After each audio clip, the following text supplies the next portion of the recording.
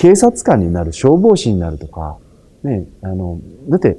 そうじゃないですか。下手すれば自分の命を捧げて誰かを助けるっていう仕事を選んだ夫を選んだ妻が、ね、誰かのために命を捧げようとして、必死で働いてるっていう旦那を、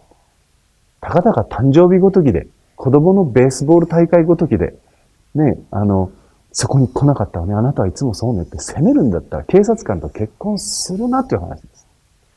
素晴らしい仕事をしてるわけですよね。これがなんて言うんでしょう。旦那さんが子供のベースボール大会をほったらかして、なんか酒飲んでたとか、遊んでたって言うんだったら別ですよ。でも、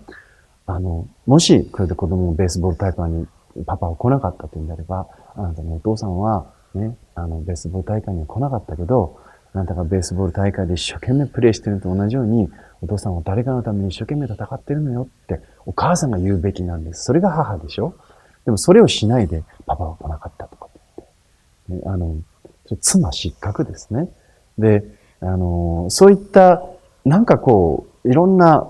こう、浮世の、なんていうんですかね、チャラチャラした映画とか、なんかこう、そういう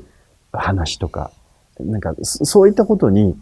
自分自身の本質を奪われないでほしいんです。で、この質問の方、自分のその感性とか自分の大事なこととか好きなこと、それは大事にしたいっていう、その、なんかね、そういうポリシーがある方だなって質問見てて思うんですけど、だったらそれはやっぱ貫かなきゃいけないんです。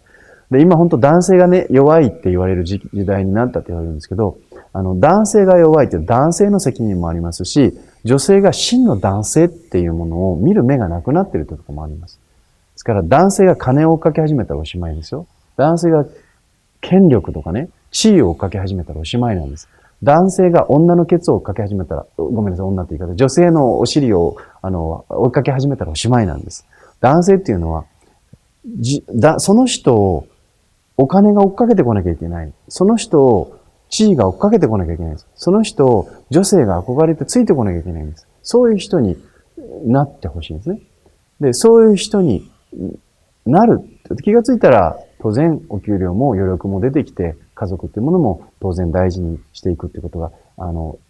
大事にするっていうことの定義が何かっていうところなんですけど、もうちょっと時間を作るってことができるようになるかもしれません。でも、本当にみんな、子供たちもそう、奥様もそう、もうこの方自身も一生懸命それぞれサボってるわけじゃないじゃないですか。奥様は奥様で子供のことを一生懸命面倒見てたり、家を守ってたり、ご主人の帰りをね、ご飯作ってたり、もう立派な生き方をしてらっしゃるし。自分は外で働いてくるってことを今はね、やって、で、稼いでいくっていう状態ですね。でここがちゃんとバランスが保ててて、こんな素晴らしいことはないと思うんです。で、たとえね、その子供たちと過ごす時間がなくても必ずそうやって一生懸命仕事をしている。それで家庭を振り返らないで、よそのクラブばっかり、なんとかキャバクラばっかり行ってるのって話別ですけど、自分が本当に仕事が好きでそこに打ち込んで自分自身のスキルをもっと伸ばそう。もっとお客さんに喜んでもらえるようにしよう。ということに一生懸命生きてらっしゃるんだったら、必ずそれは、その後ろ姿っていうのは普段見えなくても子供に伝わります。けど自分がいい加減に生きてたらやっぱりそれは伝わらない。で、これ私自身の体験なんですけども、私も父親であり師匠ですけど、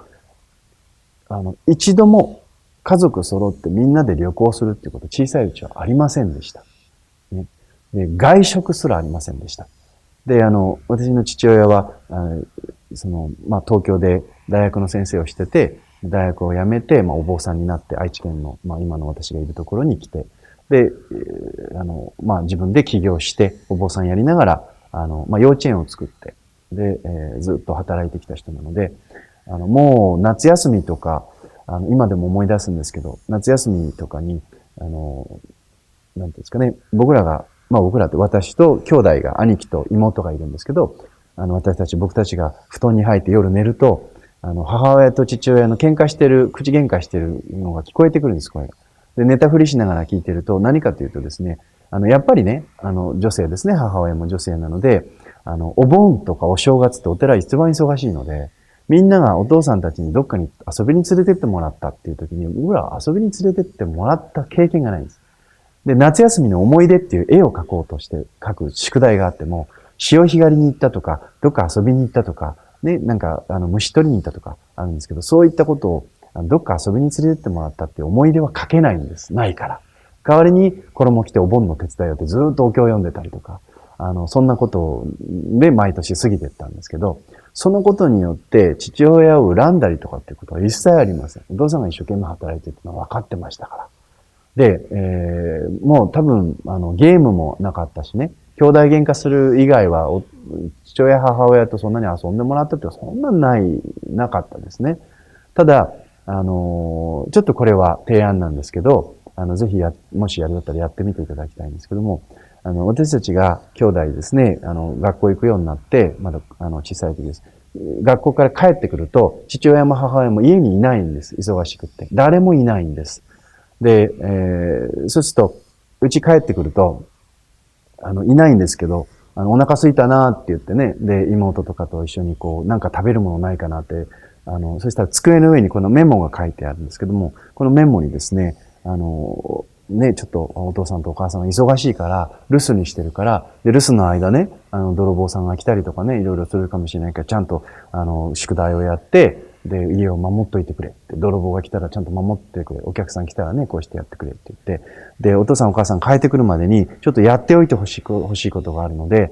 ちょっとよくこれを読んでくれって手紙が書いてあるんです。短い手紙が。で、それ見るとですね、どこどこの部屋のね、お父さんの部屋の、一番、左側にあるタンスの一番下の引き出しを開けなさいって書いてあるんですよ。で、そのメモを持ってお父さんの部屋入っていくわけです。ドキドキしながらね。で、それでタンスの引き出しこうやって開けると、そこにまたメモがあるんです。で、それと、今度は、お寺のその本堂の、何々さんの仏様のね、裏に行きなさいっていうんで、そこに行くと、またメモがあるんです。で、そうすると、ずーっとメモがあって、で、そのメモを探しながら家中旅して歩いて、これかこれかって言いながら。で、最後は冷蔵庫の中のお菓子にたどり着くっていう。で、そういう、ことをしてくれてたんです。だから、うちに帰ってきて、通常ならね、寂しい思いをさせてみたいなことになるんでしょうけど、僕らは全く寂しくなかったです。いなくても遊んでもらってる気になってましたね。で、とにかく、そういうふうにして、自分がうちに帰れない、子供になかなか会えない、であれば会えないなりの工夫っていうことがあるんですね。ですから、そういったことを、工夫していくっていうことによって、子供たちはお父さんがいなくてもいくらでも愛情を感じるってことがあるわけです。例えば、漁師さん。兵隊さん、自衛隊のね、自衛隊さんとかもそうですけど、漁に出たら1ヶ月とか2ヶ月とか帰ってこないっていうお父さんだっていますね。でも、漁師さんの子供たち立派に育ってますね。自衛隊とか、兵士の方々の方も戦争に行ったりとかね、いろんな、それこそ震災の時でもお父さん助けに行った時には、もう本当に何ヶ月も帰ってこないってことってあるわけです。でも、そういう子たちの、そういう人たちの子供たちが、じゃあ、ぐれてしまって変な風に育つかって、そんなことはありませんね。ですから、とにかく大切なことは、自分がね、こういうスキルを身につけて、こういう風にして自分は、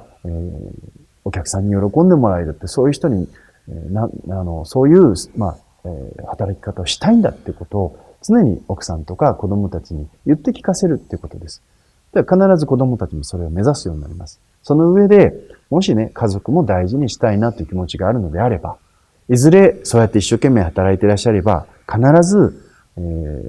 スキルを身につけて、そして、精神的に時間的に余裕ができるタイミングっていうのがいずれ来ると思います。でも、それまでの間、じゃあ家族を大事にすることができないのかって言ったら、そんなことはない。先ほどの話みたいに、必ずしも休みの日にはきっちり子供と奥さん連れてディズニーランドに行くのがいいパパだってことはありません。全然そんなことないです。子供たちはそんなことを望んでません。ね、近所の公園でもいいし、公園行けなくても本一冊読んであげることでもいいし、一緒に遊んであげることでもいいし、じゃんけんぽんするだけでも子供はどれだけ喜ぶか。もっと言うと、子供たちが一番嬉しいっていうのは、お父さんとお母さんと手つないで寝ることなんです。どっかに遊びに行くことじゃないんです。特にちっちゃい子供は。大きくなる中学生くらいだとうざがられますけど、小さい子ってそうですよね。お父さんとお母さんがいるんだったら、お父さんとお母さんが一緒に子供といるっていうこと。それが、ものすごく子供にとって幸せなんだっていうことを忘れないでほしいんですね。いろんな、どっかテレビでドラマとか周りの人たちが言うように遊びに連れて行くとか、どこかテーマパークに行くっていうことは必ずしもいいパパじゃないっていうことですね。むしろ、私から言わせれば工夫がなさすぎる。工夫が全くないですよね。誰かが作ったテーマパークに子供連れて行って子供と奥さんが喜ぶ。こんな楽な家族サービスないですよ。工夫してないんだもん。何にもなりません。何にもなりません。なんか変なお菓子買って、なんかディズニーとか言って育つ発想のない子になっちゃう。むしろ何にもないところでどうやって子供と遊ぼうかなって。どこも連れていけないけど、うちの中でどうやって遊んであげようかなっていうことを考えるほど、よっぽどクリエイティブな子供に育つんです。ですからぜひですね、仕事もやらなければいけない、家族も、俺の人生って何なんだって悩むかもしれませんが、どっちも今大事にできます。ね。大事にするっていうことはどういうことなのかっていうことを、もう一度ね、何か今私の話したことでヒントがあれば、ご自身でクリエイティブに考えてみてください。仕事も時間がないなりに家族も大事にすることできますよね。それから仕事っていうのはとにかく大事にしてほしいと思います。これをいい加減にやって子育てもファミリーもクソもないです。ね、男が仕事をきっちりするっていうことはもうとても素晴らしいことだし、それは社会を潤していくことになるし、家族を潤すことになるので、自分がその仕事が好きなら、とことんそのスキルを若い、物覚えのいい、柔軟性のある、エネルギーのある時に高めておかなかったらいつ高めるかってことになりますね。ですから、今から、なんかこう、なんていうんですかね、引退した、セミリタイアしたようなね、人のふりをする必要は全くありませんし、周りの友達と合わせる必要もない。とにかくこれだけは俺は譲れないっていうものをきっちり確立するっていうことが今のこの方の役割だと思うので、それをやる。その上で時間がないならないなりに様々な工夫をして、お父さんとして、旦那と夫としてね、奥様、子供、お子さんにできることっていうのは考えてみてください。趣味だって持とうと思ったら持てるはずなので。で、そんなことで、とにかく周りの、普通、幸せな家族ってこういうものよねって、映画が作ったものとかテレビドラマが演出しているものに惑わされずに、自分の家族の幸せ、自分の生き方っていうものをいろんな角度から今悩んで考えて、俺はどういう生き方をしたいのか、家族とどうありたいのかっていうことを今ね、工夫して考えていくことによって、40にして惑わず40になった時に、ね、ある程度の方向性っていうものが自分でビシッと定まってきますから、まだ10年ぐらいありますので、いろいろといろんなことを突き当たりながら悩んで考えて、その度に中途半端に考えないで深く深く掘ってですね、自分の人生というものを明らかにしていくということをしていただければ、必ず10年後、20年後、自分の中で花開いてくるもの、確固たるものっていうのが出てくると思うので、真の男になれると思いますから、ぜひね、励んでいただければと思います。